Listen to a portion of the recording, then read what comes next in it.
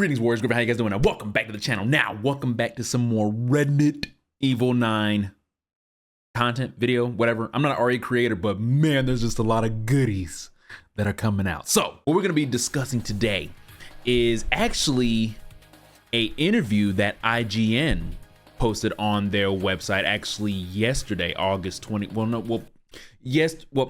12:01 right now. You guys know what I mean? August 27th, man. All right.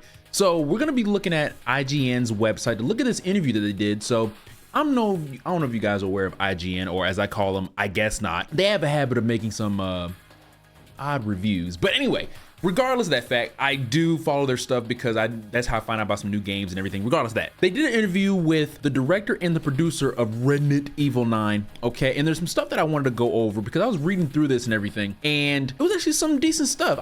Some of the stuff I wasn't even aware of. So before we get into this, I also want to say that we're going to be covering this. I know some people were telling me about something is confirmed, like, you know, Leon's confirmed, Chris is not confirmed, blah blah blah blah, all that stuff like that. I don't mean blah blah blah being disrespectful, but a lot of these are coming from a certain leaker. I'm not gonna say leaker, it's more of a rumor, and a lot of people are weighing heavily on that. Guys, if you want to believe whatever these particular leakers post on their X/Twitter accounts, by all means you can do that. I don't cover that. I do not care what they say. I care about what Capcom says, the developers. And I know a lot of people are saying that Naganishi is just freaking all over the place with his answers and everything just to fool the fan base. Hey, look, if he is, he is. I'm cool with that. All right. I just wanted to clarify that. I don't give a funk what those leakers or anything are saying on X or Twitter. I don't have social media. I don't care what they say.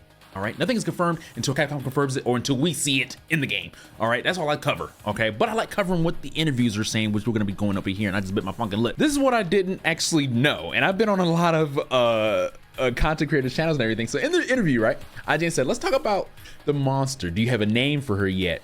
Now a lot of people have just been calling her Lisa, big creature. I don't know, but a name I did not know people were calling her was Big Mama. I didn't know that. So apparently it said she's scarier if we don't tell you her name. Feel free to give her a nickname. Big Mama is one of the ones we've heard, but we're taking all kinds of suggestions. Big Mama, I had no idea people were calling her Big Mama. That the name I've heard the most was the Hag. I guess I've been hearing that. I had never heard of Big Mama. I like that. All right, though I want to give Big Mama to Lady D because damn. These enemy characters often become emblematic of the games they're interested in. Mr. X, Nemesis, even Lady D. Even though I don't want to, see, I can't compare Lady D to Mr. X and Nemesis, and I get what IGN is asking here because, you know, they're basically stalker type enemies. And the reason why I don't compare Lady D to those two is because compared to Mr. X and Nemesis, they lasted the entire game and you didn't kill them until the end. Lady D was the first fucking boss of the game. So I'm not gonna count that. I'm not gonna count that. She was a stalker enemy, but you guys know how I feel about that. Not gonna go over that. So I'm not gonna go over the entire interview. I'm gonna leave a link to the description for this entire interview with it, but I just wanted to go over some things that I wasn't tracking on or that was really cool to just talk about. There's a clear visual cue when Big Mama steps into the light and then suggests that she can't follow you into lit rooms, right? We saw that as well. The light burns her and you immediately understand that this makes lit rooms a safe zone. Now we also saw in the ending cutscene of the demo, now I say we because I'm sure we all seen it. I didn't put it in my video because by the time I was already exporting that video, the ending cutscene was uploaded, and I'm not gonna freaking add that to the dang. I'm not gonna do that. That was too much work. Mind you guys, I make videos that are in 4K. It takes a long time to export them damn things. I'm not doing. It's not worth it adding 40 fucking seconds. Yes, it has been established that if she is in a lit room or in a bright area, she does burn, and it does affect her. Now with that, there is something here that he does say that we are actually going to go down over here. When the light went out in a room that I thought was safe, are there still rooms which are definitively safe, maybe with a typewriter in it, or is the game in this no room is completely safe? And then Naganishi basically says he's glad that has worked on them because that was his exact intention. And IGN basically responded with, so are there rooms in the game that are definitively safe? Naganishi says, even I don't want to know if I can commit to 100% safe. So you're telling me that, I mean, I know there's an interview, he could be like keeping the viewers on their toes and ish, but like, you telling me no room is safe? Huh? I don't think that's true. All right, I don't believe that. I don't believe that. Now, would that be cool? Yes. Another part of the interview, IGN, or I guess not. Obviously, Big Mama is the focus of the demo, but going back to those horror rules, you also presumably need sequences where the player feels more safe. How much the game has the pursuer element in? The demo takes place pretty early in the game, and the situation Grace finds herself in is the most terrifying of her life. She is fairly inexperienced. She's never been in this kind of biohazard situation before, so it's pretty much like a maximum level of fear for her, which I do like because it's definitely a big transition from Resident Evil 7. We have Ethan, where the dude was just a fucking badass. Just, come on, dude.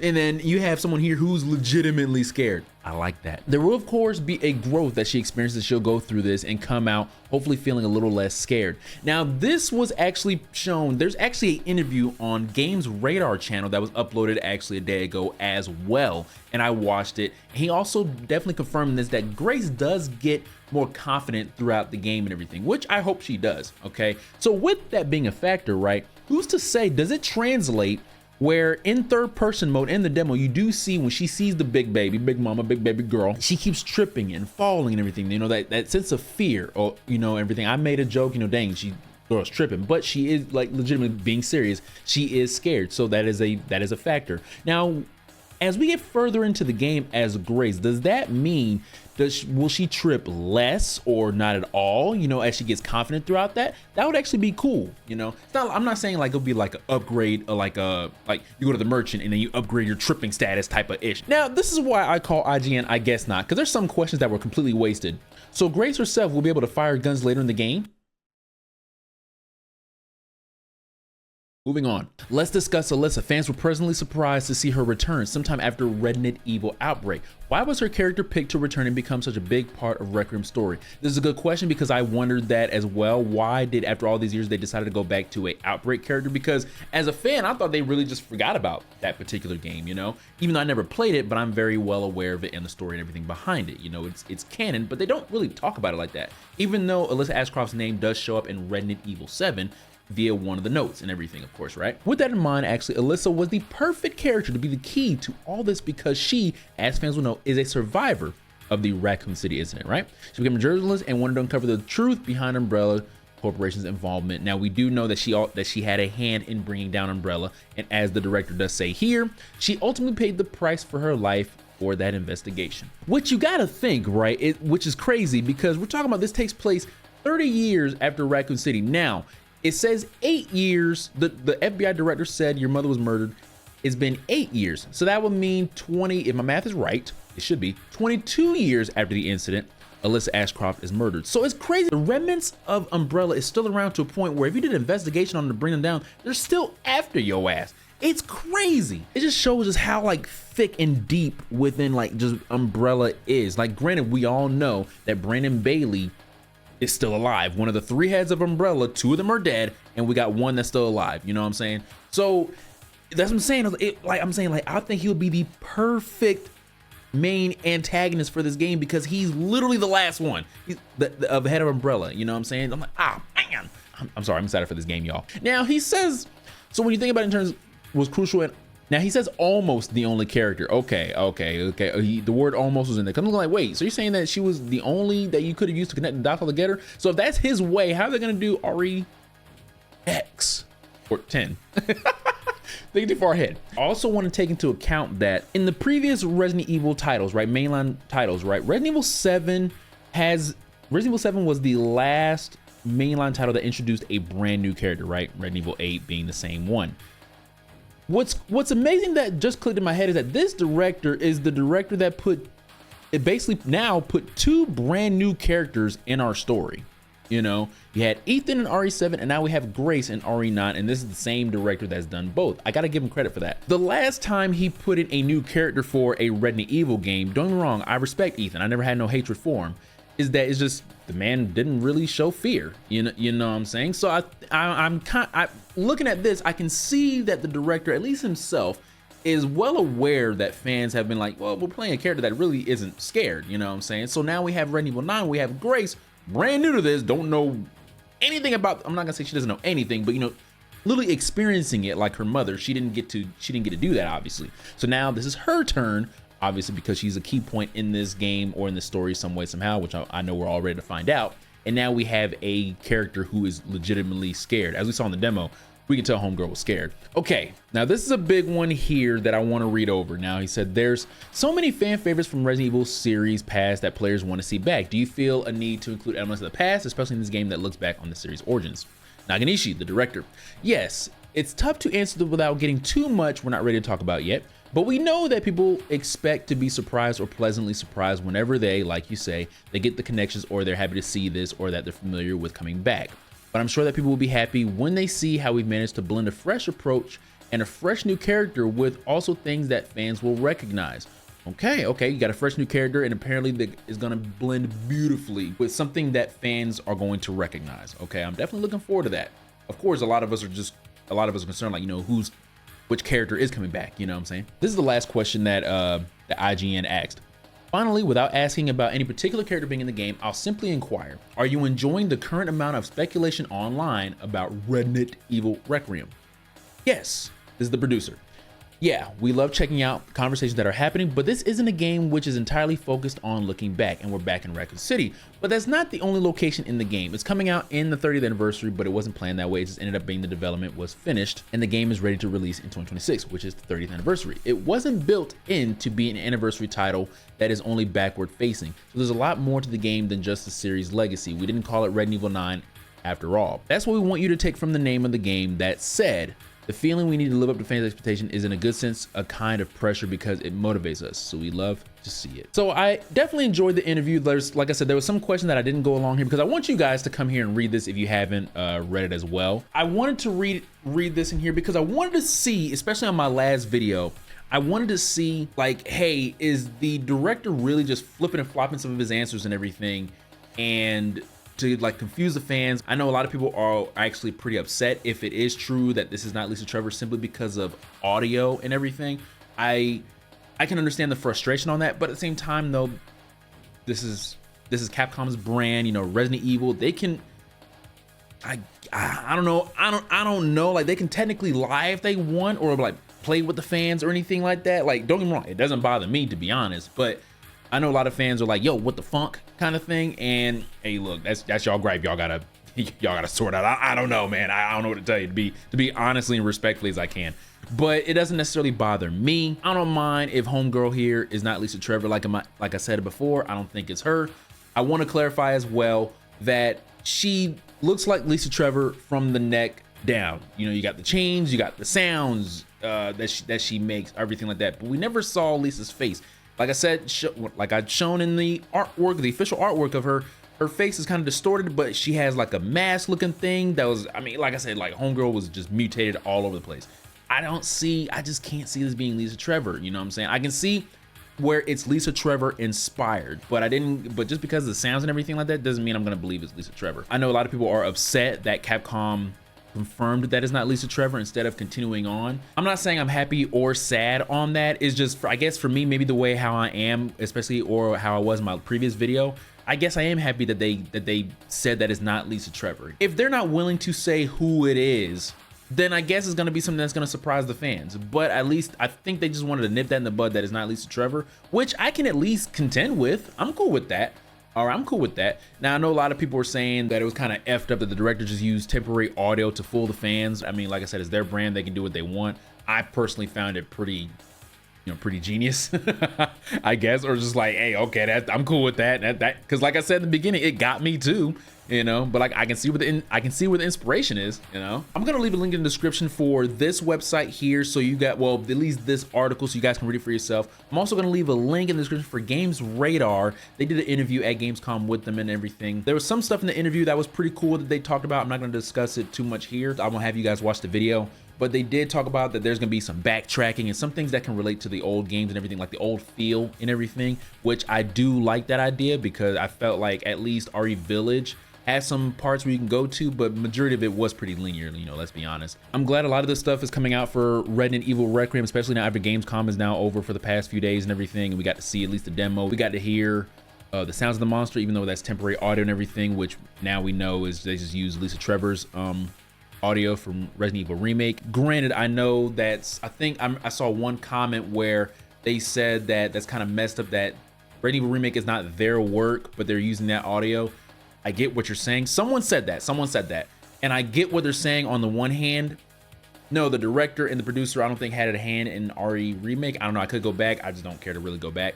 But realistically stating, it's Capcom's. You know, that audio, all that stuff belongs to Capcom. So they can use it at their free will. If I got that information correct. It's not about who, but the company. You know, all those sounds and everything belong to Capcom. So they can use it to their own free will. So that's what they wanted to do and use it. Okay, cool. Like I said, I'm cool with that. I have no beefs, no problems with that. A lot of people were upset about that. There are also a select few that are still saying, it's a small bit now that I saw, that they said they don't believe the director, that, you know, what he's saying is just to fool the fans, and that is still possibly Lisa Trevor and everything is still up in the air. I'm gonna tell you right now, if that is the case legitimately, and it is Lisa Trevor and he just bamboozled everything, homie got me. I'll have to freaking tilt my head down on that too. He got my behind too. I was quick to say, I was like, hey, I knew it, you know, not to say like, hey, y'all are wrong. It was just, I knew it wasn't Lisa. I don't know, you know, but not to beat a dead horse, y'all. I just wanted to make this real quick and just show some of the stuff that and everything here from I Guess Not, and just get into the lay of the land on what they're hoping this turned out. You know, they didn't spoil really anything. I know a lot of people were saying, you know, Leon, you know, they hope Leon's in the game. A lot of people were saying it's confirmed. Nothing yet has been confirmed who is in the game other than Grace, man. I just implore you guys just to not go with the first rumor or anything that you guys see. I know specifically, I'm gonna just put the name out, Dust Golem. Again, if y'all want to believe it, y'all can believe it. That is y'all free will to believe it. But guys, wait for Capcom to say something, because y'all are saying it, not all of y'all, but there's a good few that are saying Chris is confirmed, Chris is not confirmed, Leon's confirmed, Leon's not confirmed. And there's a lot of people like myself, it's like nobody's confirmed yet, you know? And the reason why I'm getting passionate about this is because as soon as the game comes out or something is wrong, a lot of people flip. And the people that flip are simply the ones that believed a rumor, not a leak. A leak is something that is legitimately official stuff, and it was leaked. I'm gonna put leaks because we know companies have used leaks as a reason to, you know, tease fans and be like, hey, you know, here's something coming. You know what I'm saying? It's all of it is just rumor speculation. It gets the fans to talk. There's nothing wrong with that. But a lot of people legitimately believe it. And I feel bad, sort of, not a lot. It's your own free will to believe what you want to believe, but I can't believe those things. That's why I don't cover them on my channel. That's why I don't cover them. There's no point. So I like this stuff, you know, where it's literally from the devs and everything. I just want to put that on there because legitimately a lot of people are believing what a certain rumorist on Twitter is saying. Hey, look, I love you guys, man. I'm excited for this damn game. I can't wait. The hype is real. Hey, yo, different background audio, different hat, same shirt, whatever. That's not important. I saw this while I was actually uploading the first portion of this video, the IGN interview. I was looking up GameInformer. Now, I'm not gonna go over all of the questions and everything they asked here. It's not actually, the IGN article is actually a lot longer than GameInformer. GameInformer only asked a few questions, but I want to discuss a couple things. The first thing I want to say, and this is about the first and third person camera of the game. Okay, this is actually really cool. I could not leave this out. With tripping and other animations that theoretically slow down gameplay, is it fair to say third person is harder? Naganishi, we don't want to be unfair, so we'll give you a little peek behind the camera. When you trip, you can't see it, but the creature doesn't move. Third person never feels like an unfair advantage. That is crazy. So something tells me to maintain that, you can pan the camera. You can, as in one of the videos that I saw, he was running, well, Grace was running, but you can see behind her.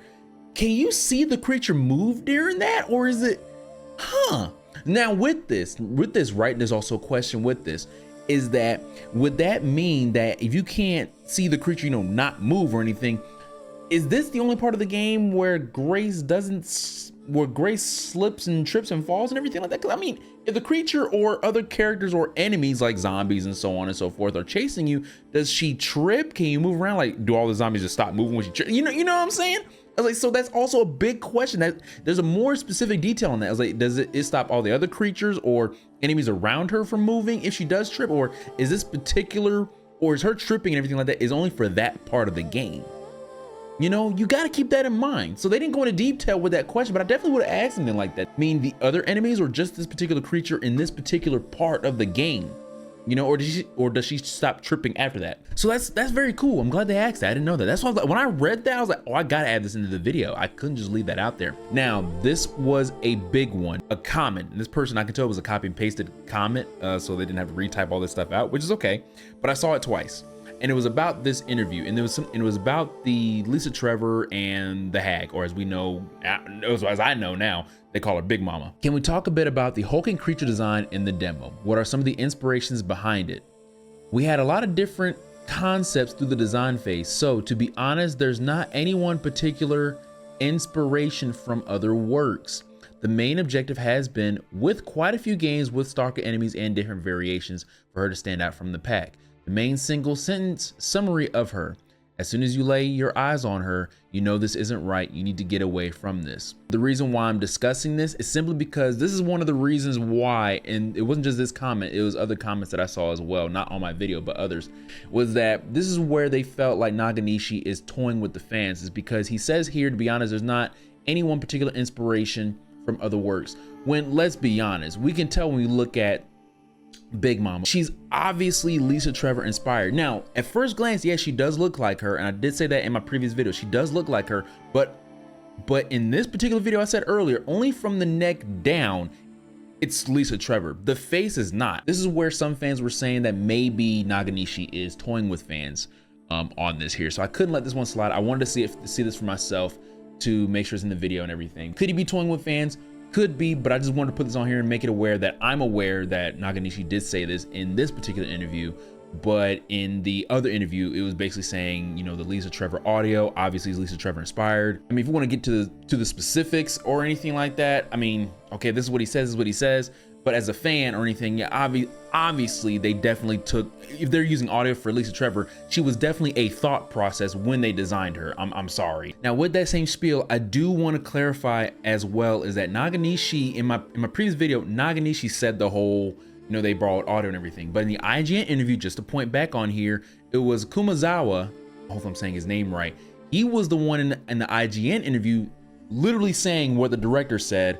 Was that one comment I will say is that you mentioned about the screen being part of the speculation. The sound in the demo is not final, it's actually temporary audio. So in this one, so in the IGN interview, the producer is saying this, but in the other interview that I was looking at, it was Naganishi that said the temporary audio. So basically they're both in agreement and they're both saying the same thing, basically piggyback off each other, is that, yeah, it's temporary audio. So long story short, guys, I am aware of the GameInformer interview that Naganishi did say this, but let's be honest, we all know that the hag or the Big Mama, whatever, is Lisa Trevor inspired. And the last part I'm going to discuss in this video and everything is that GameInformer does ask this: does that mean Requiem is the scariest Resident Evil yet? You guys can read this in the background while I'm talking, or you guys can pause it. I am well aware, and this is where a lot of the fans actually, and this is legitimately a lot of the fans, and I totally understand it because I've heard it for years.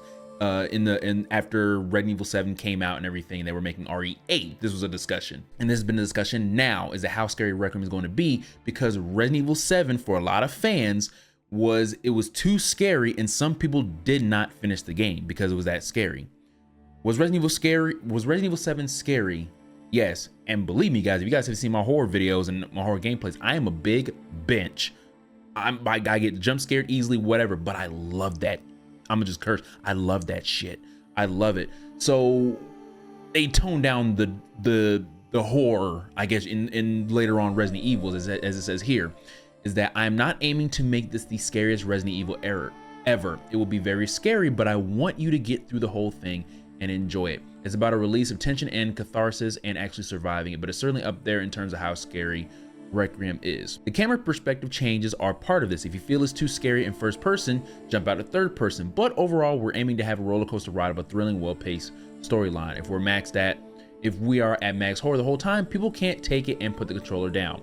We want, wow, that was scary, and then some exploration and puzzle solving, and then some action combat, and then we bring you back into fear. So this obviously tells us that some action is going to be in RE9 and everything basically on that. So, and puzzle solving is back, so on and so forth. Okay, now I know a lot of the people that have no filter are going to be like, you know, Debo, stop being a bitch and come on. Basically just stop being weak, stop being a see all that stuff. I know how the hardcore people that go in on people and everything, you know, and then they're gonna be like, it's because of them, it ruins the experience for everyone else who's not scared of it and everything. Hey, look, I'm not one of those people that are gonna say or anything. I'm not gonna judge how scared someone is on something.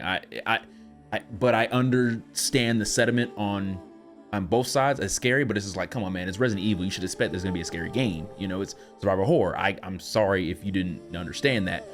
But I'm still gonna play the game as a fan. I love it. But I understand the people that want to get scared, be like, yo, this is Resident Evil. It's supposed to be scary. You know, I get where they're coming from too. So this was a big thing. And I know a lot of fans have been asking this or curious about this, like how scary is it gonna be? The demo, I can just by looking at it, oh yeah, you know, scary aspects.